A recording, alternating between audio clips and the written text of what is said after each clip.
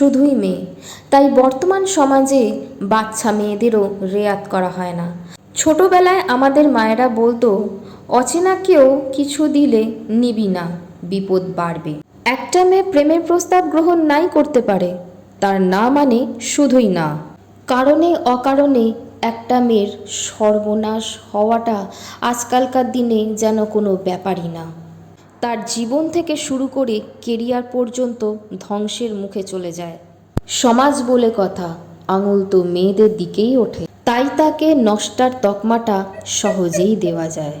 পিরিয়ডসের যন্ত্রণা সহ্য করে যখন সারাটা দিন কাজ করার পর রাতে শুনতে হয়, সারাদিন তো সে ঘরে বসেই ছিল, কি এমন কাজ, তাই তার ক্লান্তির কোনো মানেই নেই।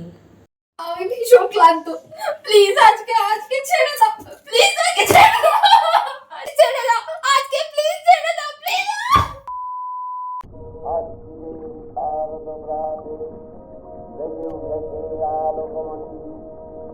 ধরণীর বহিরাকাশে অন্তরিক্ষ মেঘমালা, প্রকৃতির অন্তরাকাশে জাগরিত জ্যোতির্ময়ী জগন্মাতার আগমন বার্তা, আনন্দময়ী মহামায়ার পদধ্বনি অসীম ছন্দে বেজে উঠে রূপরূপ ও রসরূপ।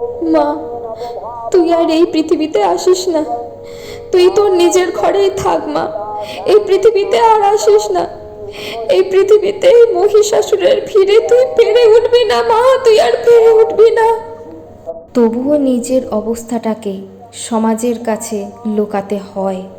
নিজেকে সুন্দর করে সাজিয়ে তোলার মাধ্যমে নিজের অবস্থাটা যেন বাইরে না আসে। তবে সত্যি কি এর কোনো পরিবর্তন নেই?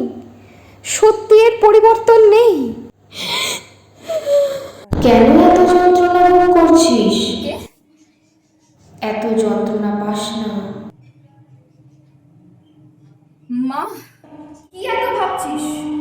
তোর মাঝে যেমন আমি লক্ষ্মী রূপে জাগ্রত, সরস্বতী রূপে জাগ্রত, তবে শক্তি রূপে তোর মাঝে আমি বাস করছি। জানিয়ে তোর সেই শক্তিকে। মনে রাখ, তোকে কেউ রক্ষা করতে আসবে না, তোর রক্ষক একমাত্র তুই নিজে।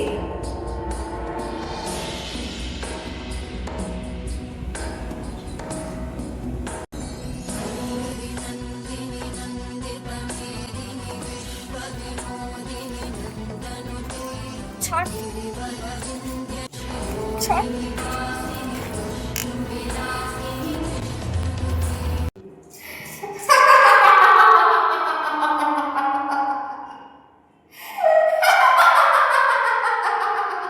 তোদের আঘাতে আজ মেয়েরা আর দুর্বল নয়, নিজেদের আত্মরক্ষা নিজেরাই করতে জানে।